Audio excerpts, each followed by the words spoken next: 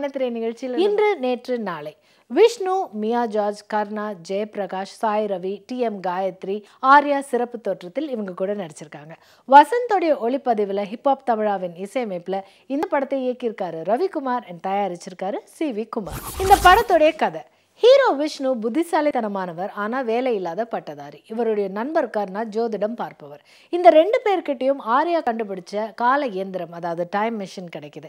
அதை பயன்படுத்தி தொலைந்து போன பொருட்களை கண்டுபிடிச்சு மக்களுக்கு கொடுத்து நிறைய பணம் சம்பாதிக்கிறாங்க. குறிப்பா இந்த இயந்திரத்தை பயன்படுத்தி விஷ்ணுவின் காதலி மியாவை அவங்க பிறந்த நாளைக்கே கூட்டிட்டு போய் அவங்க பிறக்கிறதே கண் முன்னாடி காட்டுறாங்க.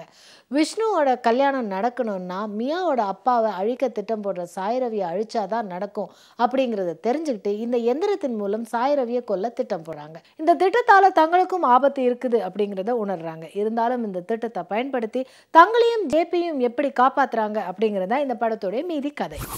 ஹீரோ விஷ்ணு, கர்ணா இருவரில் விஷ்ணு பெரிய மாற்றங்கள் இல்லாமல் நடிச்சிருந்தாலும் கர்ணா காட்சிக்கு காட்சி விஷ்ணுவோடு இணைந்து சிரிக்கவும் கலங்கவும் வைக்கிறாரு.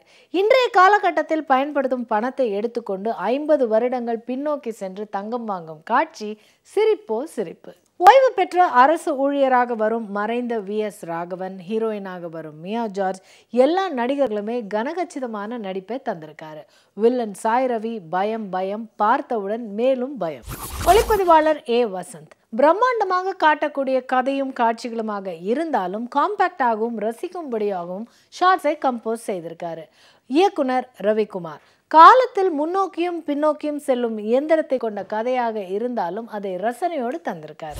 எதிர்காலத்திற்கும் இறந்த காலத்திற்கும் மாறி மாறி பயணிக்கும் அந்த டிரான்ஸ்ஃபர்மேஷன் இன்னும் கொஞ்சம் ஆழமாக இருந்திருந்தால் கதைக்கும் படத்திற்கும் இன்னும் கொஞ்சம் பலம் கூடுதல் கிடைத்திருக்கும்.